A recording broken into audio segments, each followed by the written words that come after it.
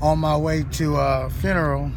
A friend of mine's mom, never met her personally, but through the years of just being friends with people in your neighborhood, you don't always have to necessarily go to that particular friend's house, and it doesn't mean that you don't know about that person's mom.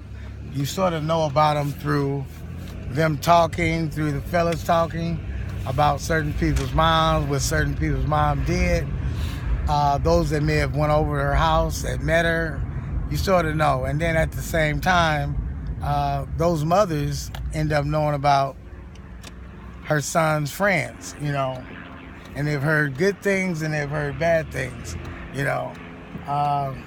In my particular case, there are many people that have not met me personally, but through my trial and error with the streets, past drug use, being at the bottom in a sense, people have heard my story. And if their children or sons or daughters are going through some difficulties, they often bring me up and say things like, hey, why don't you be like Horton? Why don't you be like Mr. Horton? He did this, he did that. And I've heard the same thing when I was in the struggle, when I was in the grips of my issues and my problems. My parents or my mom would, voice things like that. What's wrong with you, son? Yeah, those kind of things. But this time around, I'm going to a funeral. I really don't like going to funerals. It's, I didn't like them before my mom died, and I really, really don't like them since her passing. But I told the guy I would do it, you know what I mean? And it's not like, oh, he got all this money and he's just on top of the world. He's still in the grips of his struggle. But I told him I would attend and support him, I think that's a beautiful thing for us as people to do, support one another. Ask yourself, is there a lack of support in our environment today? Is there a lack of support within our families today? Is there? I say yes. What do you say? So, continue my filming, and I think this is also, I believe I'm going with the spirit. This will also be a piece, on this videotaping and these topics, along with people dying.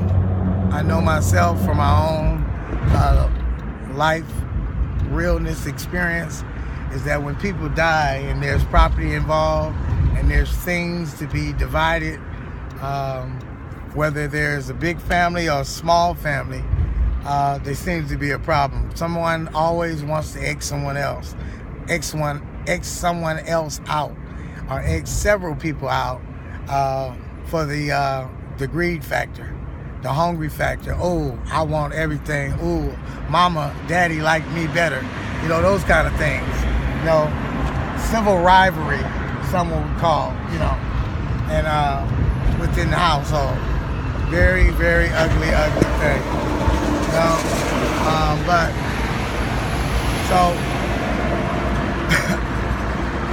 we just hope and pray, and we continue to pray that that don't happen in this guy's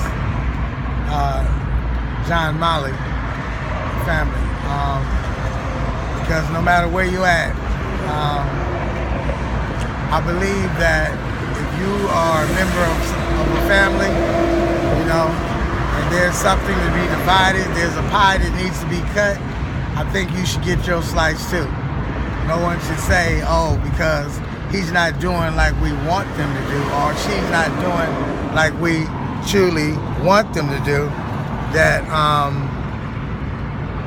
they shouldn't get anything. That's not a good thing.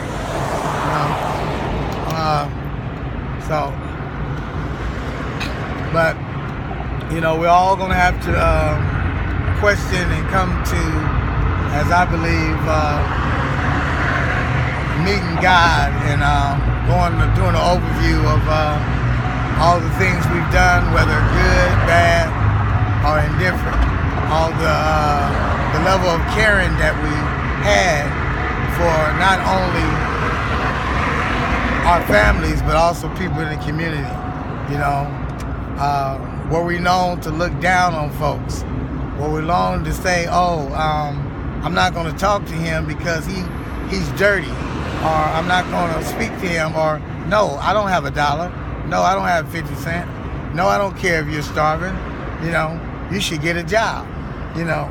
But it's amazing what one thinks about that when they see somebody living in the street and say they should get a job. But I know myself, to not have a place to live, to not have a place, if you got a health problem like me, I have diabetes, 33 years, to not have any real help where you can lay down, take a bath, and keep yourself up. That job is not as easy as one may think. So what one needs to also know is that when you're living like you're living, wherever you're living, if you're living on a street, if you're living in front of a building, there's a job going on, whether you know it or not, whether we know it or not. You have to work every day to get your needs met, and it's not the same. It may be more difficult than the average person that goes to Google or a construction company or something of that matter. It's very, very hard to have a place to sleep, and a place to rest, a pillow to put under your head, and have to stay out in the elements of the cold, the burning, scorching hot sun, the snow. It's not an easy thing, So one thing we need to stay blissful for and pray on and thank God for is that you may not have to be in that situation, right? Be very careful though. At a blink of an eye, everything you thought you had, everything you thought you may have owned could be gone just with a snap of a finger. So it's just something to think about.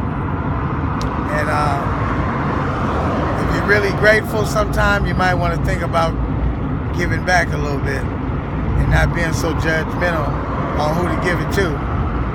Does it really matter? When it comes to you and your spirituality and your God and the fact of giving, giving is giving. Giving is not, I got to decide if I'm going to give to this race, that race, once you've given and you're giving genuinely, it's out of your hands. But when you complicate it and you try to say, oh no, he looks or she looks like somebody that will go buy drugs with my money. Well, if you're giving it to someone, you're going to be blessed for the giving. You're not responsible for what happens after that. And all that thought pattern stuff, you really need to get to know that person and take a moment to really talk to them. And maybe you'll find out that they might have some little kids sleeping in a box on the side of that building that needs some food. And it might not be anything as you had thought previously. So, keep watching. More to come.